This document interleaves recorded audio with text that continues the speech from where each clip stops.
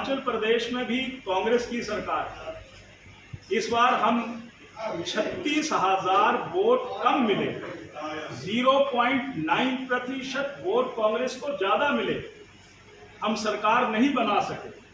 मैं ये विषय आपके सामने रखना चाहता हूं कि उन्होंने झूठी गारंटियां दी थी और अब कुछ दिनों के बाद यहां पर भी गारंटियों को लेकर के पदयात्रा निकाली जाए।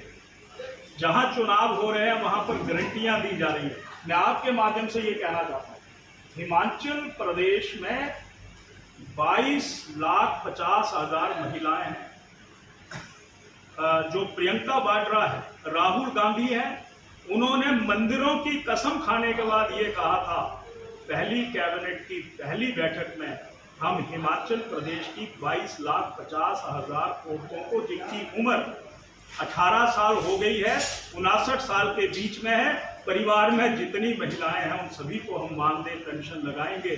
1 साल बीत गया, एक नहीं 12 कैबिनेट की बैठकें हो गई, उनके खाते में 1 पैसा भी नहीं पहुंचा।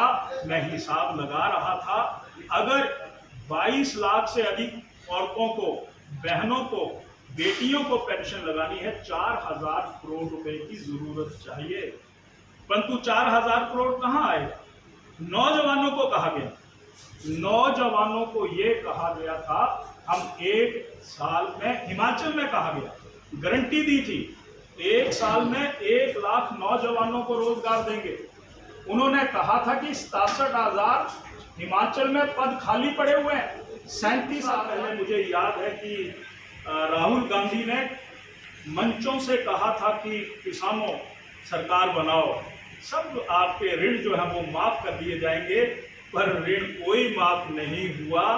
लगभग 9,000 से अधिक किसानों की जमीनें जो हैं, जिन्होंने लोन ले रखा था, उनकी जमीनें कुर्क हुई हैं, मॉर्गेज हुई हैं, और बहुत से किसानों को अपना जीवन समाप्त करना पड़ा है। ये वर्तमान में राजस्थान में कांग्रेस के हालात में कानून व्यवस्था, घोषणा पत्र कांग्रेस के आएंगे, वो झूठ का पुलिंदा होगा। झूठ के पुलिंदे को हम आपके माध्यम से जनमानस तक जनता जनार्दन तक उसका खुलासा करने के लिए आए हैं।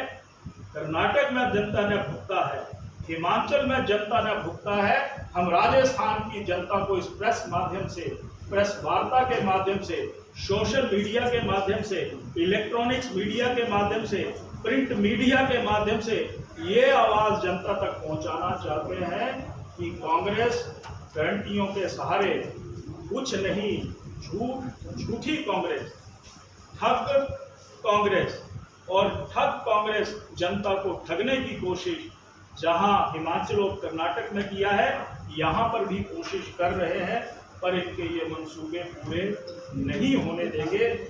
ये सारी बात मैं आपके सामने इसलिए रखना चाहता हूं, मैं आपका अभिवादन करता हूं और आपका स्वागत करता हूं। मेरा ये सौभाग्य है कि इस विधानसभा के चुनावों में मैं ये कह सकता हूं कि वीरों की भूमि राजस्थान, और विशेष करके पाली में मुझे चुनाव अभियान में आने का सौभाग्य प्राप्त हुआ।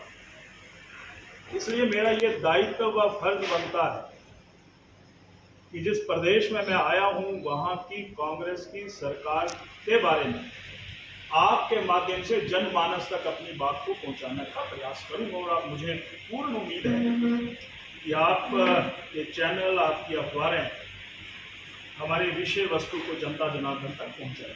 मैं ये कह सकता हूं कि अगर श्री अशोक गहलोत के 5 वर्षों की तरफ नजर दौड़ाई जाए तो इन 5 वर्षों में कानून व्यवस्था की धज्जियां उधेड़ी गई है। यहाँ पर जो नारी शक्ति का सुरक्षा चक्र है वो तार तार हुआ।